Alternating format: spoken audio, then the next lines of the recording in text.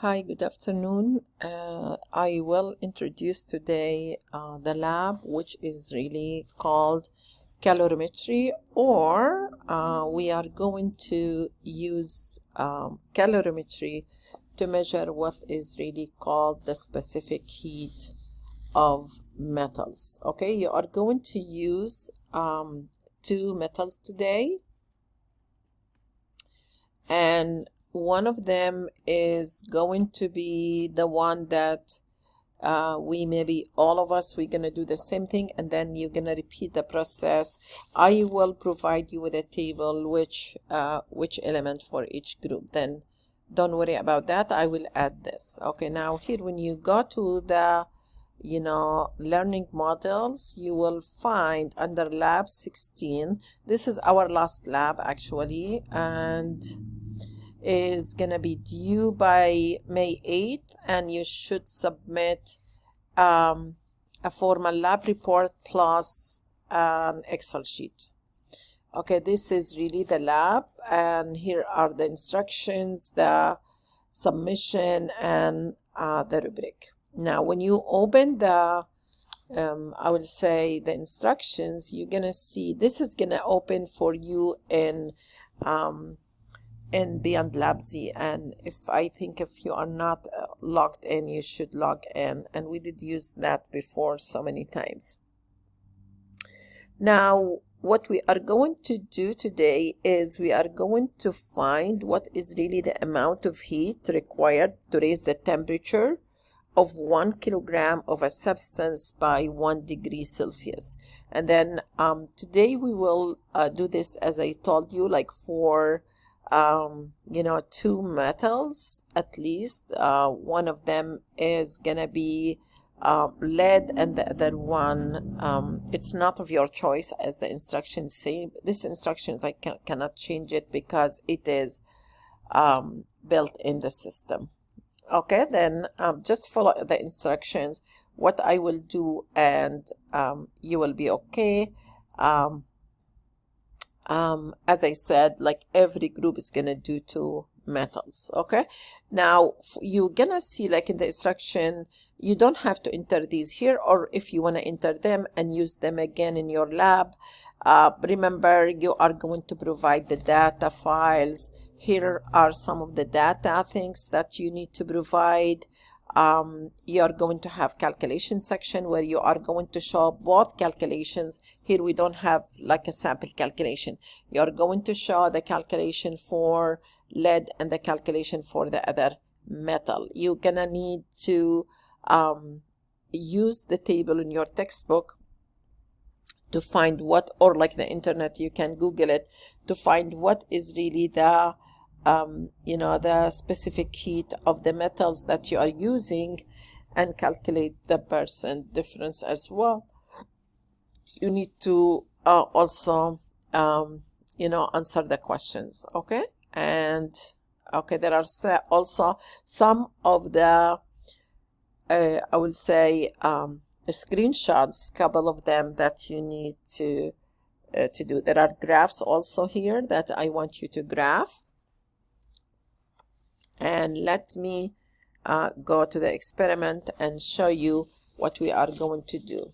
Okay, here you can see, to start this activity, click this link for specific heat of metals. This is gonna take you right away to the lab that we are going to use it. If you will go through the website for calorimetry, it's gonna be a different story, and it's going to be hard for you to reach this stage. Then the best thing to do is to access from where I was talking to you about. Now here the lab is going to open in calorimetry lab. Here I have my sample. Now it's inside, can you see it? It's inside the scale, and the scale is reading the the mass of that piece. This is the calorimeter where we are going to drop the lead after heating it with the oven. The oven is going to be set at 200 degrees Celsius, and the thermometer, of course, here is going to read the first thing I want you to do, otherwise you're gonna repeat this maybe 2 or 3 times, is, can you see this here? You're gonna start from now, save data. Okay, save data, so that you will be able to, and also graph, so that you will be able to have the things, minute by minute. Now we are going to zoom in for the for the scale. Retake that it is in grams. You need to change it into kilograms, because I want to have C in joules per kilogram Celsius. Okay, this should be very clear. Then it should be in that unit. You're going to bring now I'm done from the scale. Then I'm gonna move my mass here, and then I will close that window, and then you can see that the lid is here. I'm gonna open the sorry. I'm gonna click on the door of the oven to open it, and then I'm gonna bring the mass here, and then I'm gonna put it inside, and then I'm gonna close it. Okay, then now I'm start warming my lead piece in, like, up till it will reach a temperature that we are going to see. It should be, of course, 200, because we're gonna wait different. We are going to wait for enough period of time so that it will settle to 200. Okay, now also that calorimeter here has a 100 milliliter of water, and the density is given to you so that you will be able to measure to find what is really the mass of the water. Okay, also the stirrer here, it should be on so that it will distribute the heat.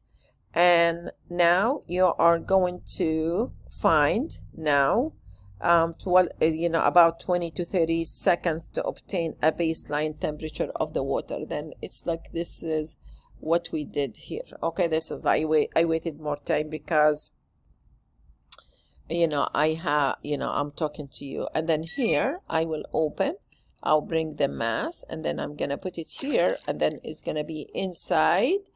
And now of course the temperature, you can see it is rising to a certain temperature.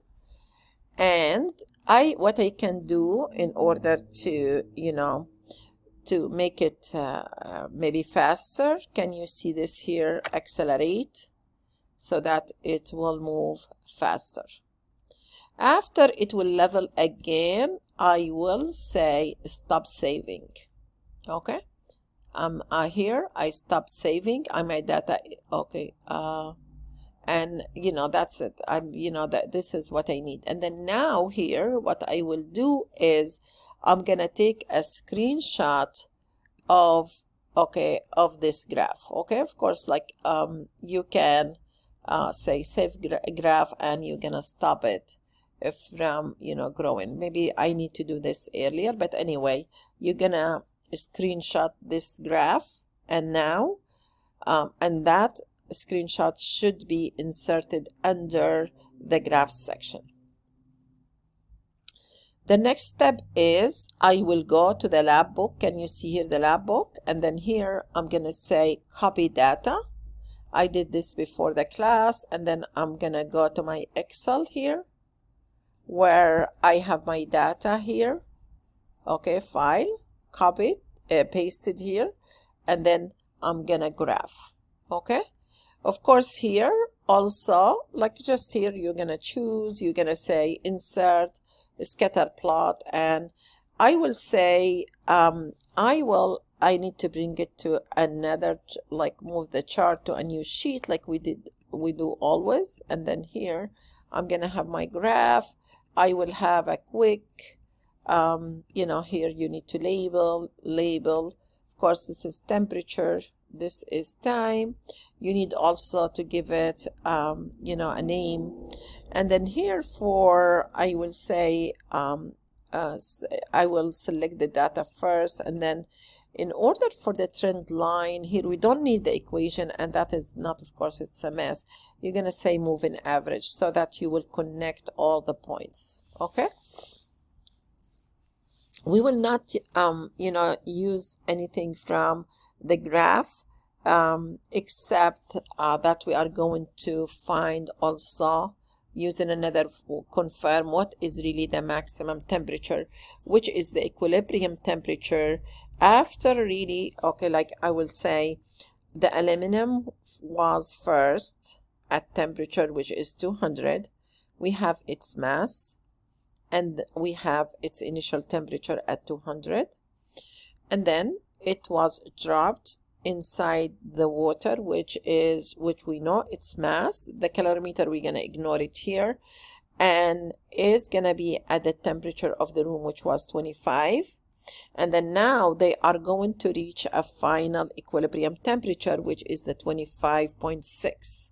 Okay, and then after that, what I will do is I'm gonna go back to the instructions, show you here, where I'm gonna enter the mass of the metal, the volume of the water, mass of the water calculated here. This one should be calculated. You're gonna take it to the calculation section.